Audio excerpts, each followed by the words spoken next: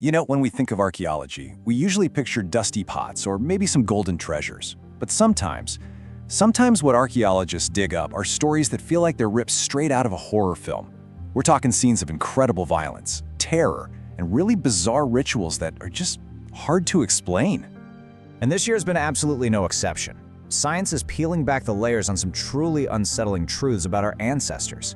So today we're going to dive into some of the most chilling discoveries out there. And all of this is based on real, peer-reviewed findings from the field. But look, the goal here isn't just to get shocked for the sake of it. It's to try and understand the very human side of all this darkness. We're going to follow the evidence every step of the way, from what exactly was found, to how we know what we think we know, and finally, what it all might mean.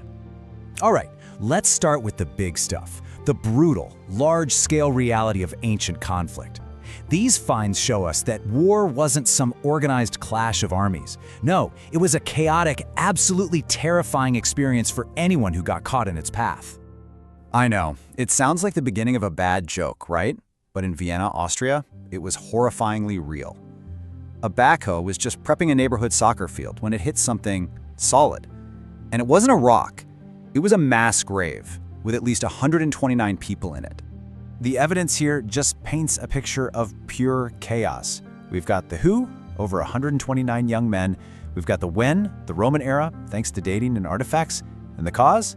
Well, smashed skulls and nails from soldiers' boots point to one thing, a catastrophic military event. But here's the real kicker. Romans in this period almost always cremated their dead.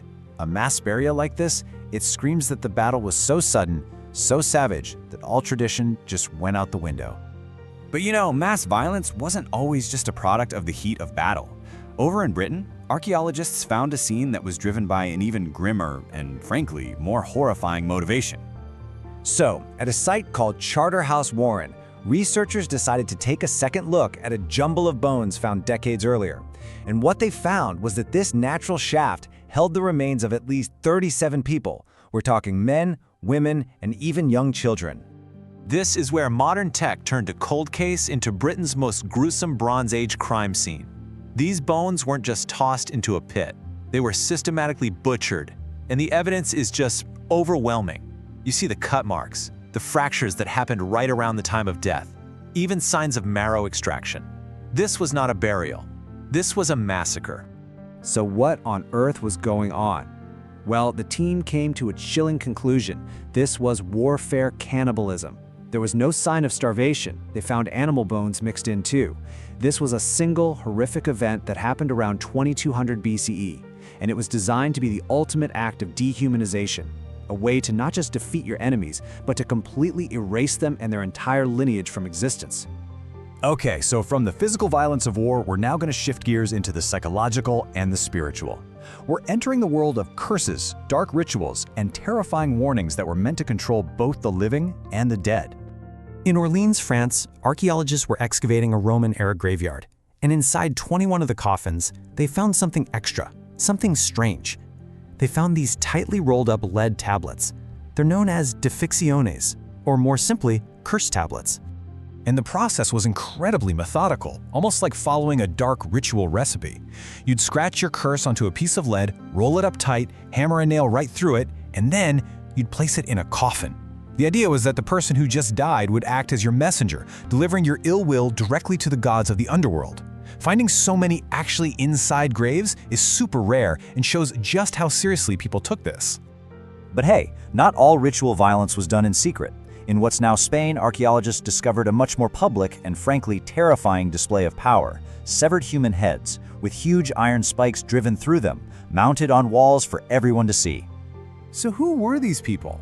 Well, thanks to some pretty cool science called strontium isotope analysis, we know this ritual had two totally different meanings. At one site, the heads belonged to outsiders, enemies, put on display as a terrifying warning. But at another site, the skulls were from locals, suggesting it was a way of honoring powerful ancestors. It's just a wild example of how one single, gruesome act could send completely different messages. All right, now we're going to zoom in. We're moving from societies and big groups down to individuals, uncovering these deeply personal stories where the horror is just amplified because it's so intimate. Peat bogs are amazing at preserving secrets from the past. Over in Ireland, peat workers uncovered the body of a young woman who we now call the Ballymckennill woman. She was only between 17 and 22 years old, and she died violently. Cut marks on her neck bones show she was deliberately beheaded, and her head, it was taken. It's a possible, chilling sign of an Iron Age ritual sacrifice. Now, as disturbing as that is, another discovery in southern France gives us a scene of decapitation that is uniquely unsettling. And it's not because of the violence itself, but because of the careful, deliberate staging that happened after she died. Can you just imagine finding this? In a Neolithic storage pit, a woman's body was laid out for burial, and everything about her position was pretty standard for the time period, except for one thing. Her head had been removed and placed on her chest, with her own hand carefully arranged as if she was holding it in place.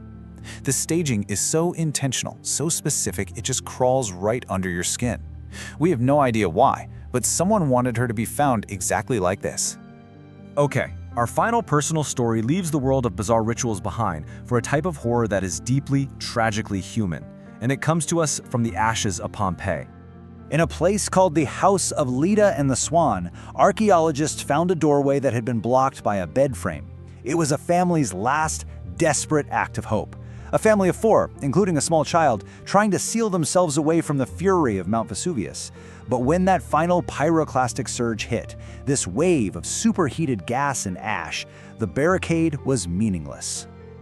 They died right there where they huddled, leaving behind this perfect, heartbreaking scene. It was a final act of defense, an attempt to protect the people you love against an unstoppable force. It's this moment of pure courage, frozen in time by the very disaster that took their lives. So, after walking through battlefields, cannibal pits, and cursed graves, what are we supposed to take away from all this darkness? What's the point? Well, ultimately, these discoveries do a lot more than just confirm our ancestors lived brutal lives. They reveal the sheer complexity of their humanity, their deepest fears, their powerful beliefs, their rage, and even their desperate acts of love. Understanding this darkness doesn't make history cheap, it makes it real. From a Roman soldier's boot nail to a mother barricading a door against a volcano, these stories, they echo across thousands of years. They speak to fears and motivations that are timeless, and it leaves us with one final, lingering thought. Thousands of years from now, when archaeologists are sifting through our ruins, what unsettling stories are they going to tell about us?